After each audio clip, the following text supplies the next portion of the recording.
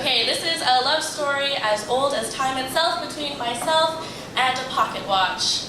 Someone just went through a breakup. You see, my love, you hold a constant reminder to me. My dear, you remind me that I don't believe in soulmates, that I don't believe in love at first sight. Since we fell in love, I knew there was no time for happy endings, and that happily ever after never did exist. Darling, your hands kept ticking away long past the last page. You see, I believe in love. I see it reflected in the eyes off the glass of your face staring back at mine. I believe in love. I believe in a right time and a wrong time. And you, my dear, you hold time better than anyone I've ever loved.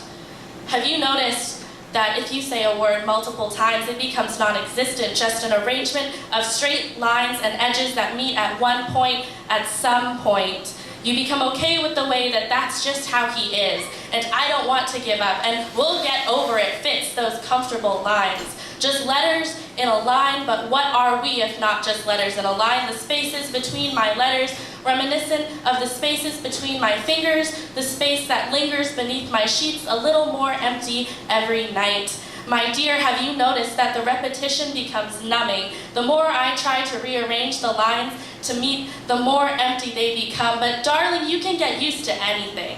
You can become okay with how it won't happen again. It's just a rough patch, but I love you forever. All these lines run parallel to each other, never meeting, and all synonymous with bullshit. Forever, my dear, you out of all of them should know that forever is just another grouping of lines because even your time has an expiry date. I could always hear your gears turning, my heart beating in tandem to the metronome of each minute you counted down. You knew what made me tick. You were cold and I was warm. I was a wild soul and you were tame and mechanical. Someone once told me that hearts were wild animals and that's why our ribs are cages.